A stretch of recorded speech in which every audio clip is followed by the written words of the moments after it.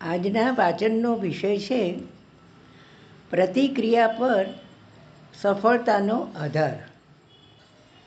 તમારી સમક્ષ સદાય પ્રકાશમાન ધ્યેય સિવાય બીજું કશું જ જુઓ નહીં. બીજા કશાય પર નજર નાખો નહીં. આ આધ્યાત્મિક માર્ગનો પાયાનો સિદ્ધાંત છે.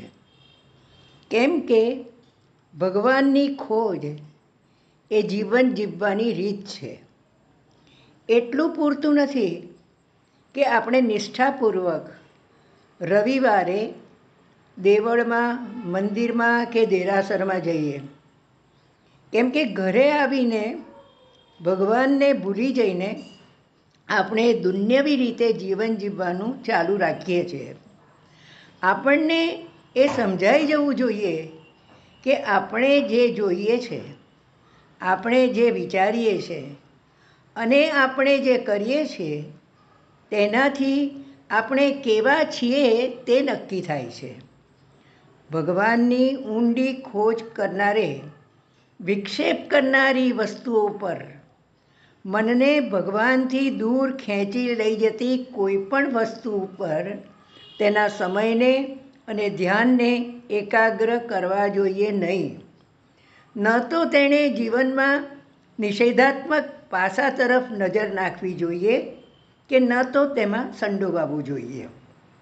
ભગવાન માટેની નિષ્ઠાપૂર્ણ અભિપ્સા સાથે સુસંગત ના હોય તેવા વિચારો, પ્રવૃત્તિઓ અને ફંટાતા માર્ગો ટાળવા જોઈએ. આપણે હંમેશા આપણી સમક્ષ આ આદર્શ રાખવો જોઈએ. આશ્રમની બહારની દુનિયામાં રહેનારા સાધકોએ દારૂની મહેફિલોમાં જઈને અથવા ચેતનાને ઉપર લઈ જતી કે પ્રેરણા આપતી ન હોય અથવા તો સાવ જ અધમ પ્રકારના પ્રતિભાવો જગાડતી હોય તેવી ફિલ્મો જોવા જઈને પોતાનો સમય વેડફી નાખવો જોઈએ નહીં. ચેતનાને ભગવાનથી, તમારા લક્ષ્યથી નીચે ઢસડી પાડતું હોય તેવું કંઈ પણ કદાપી કરશો નહીં. કોઈ આમ વિચારી શકે, ઠીક, અત્યારે દિવસ દરમિયાન હું ગમે તે કરું, રાત્રે ઘરે જઈશ ત્યારે ઊંડું ધ્યાન કરીશ. પરંતુ તમે લખી રાખજો કે જે આ રીતે વિચારે છે તે તેની આ આખી જિંદગીમાં ભગવાનને કદી પામી નહીં શકે. આપણી સાથે શું બને છે તેનું મહત્ત્વ નથી, પણ તે દ્વારા આપણે કેવા બનીએ છીએ તેનું મહત્ત્વ ચોક્કસ છે. આપણી ભૂલોને કારણે અથવા બીજાઓના દુર્વ્યવહારને કારણે આપણા જીવનમાં જે કમનસીબ વસ્તુઓ બને છે તેનાથી આપણે ક્યારેય ખિન્ન કે હતાશ થવું જોઈએ નહીં. ક્યારેક ને ક્યારેક તો આપણે બધાએ એવી વસ્તુઓ કરી હોય છે જેને લીધે પાછળથી જ્યારે આપણને ખ્યાલ આવે કે આપણે ખોટા હતા ત્યારે શરમાવાનું થાય.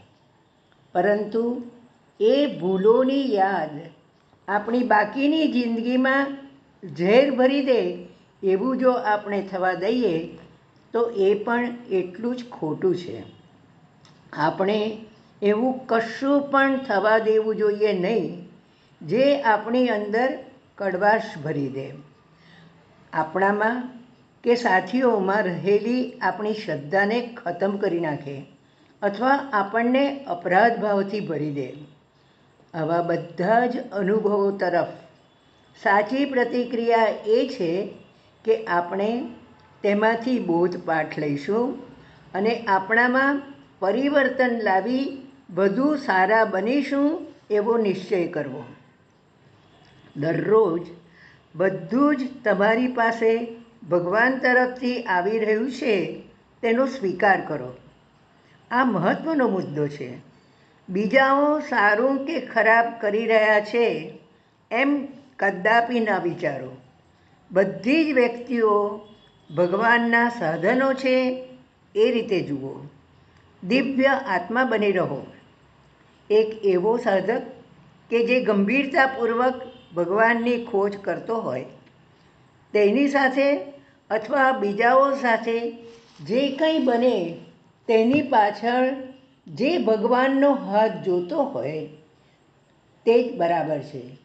બરાબર જાણી રાખો કે ભગવાન અને માત્ર ભગવાન જ મુખ ભાવે અને પ્રેમપૂર્વક આપણા જીવનનું ધ્યાન રાખી રહ્યા છે.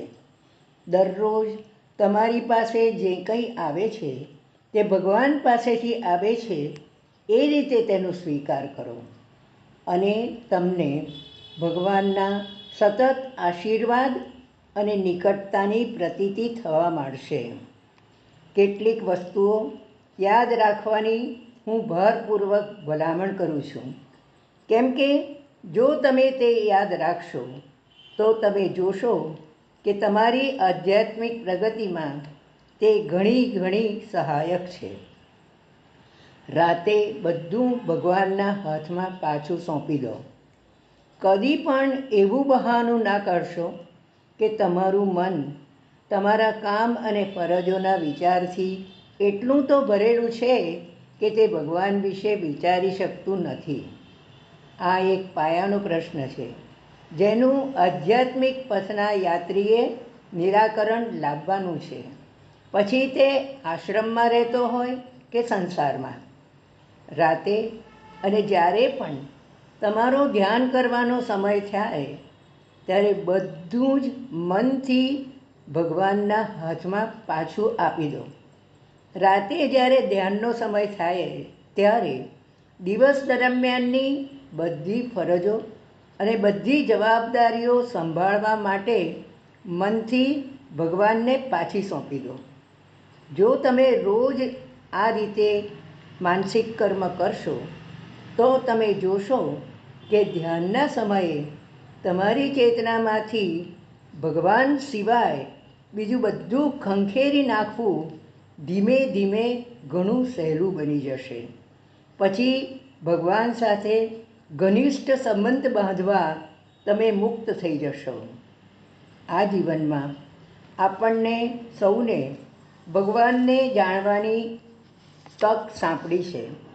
આપણને થતા બધા અનુભવો તરફ આપણે કેવી પ્રતિક્રિયા કરીએ છીએ તેના ઉપર આપણી સફળતાનો આધાર છે. અસ્તુ.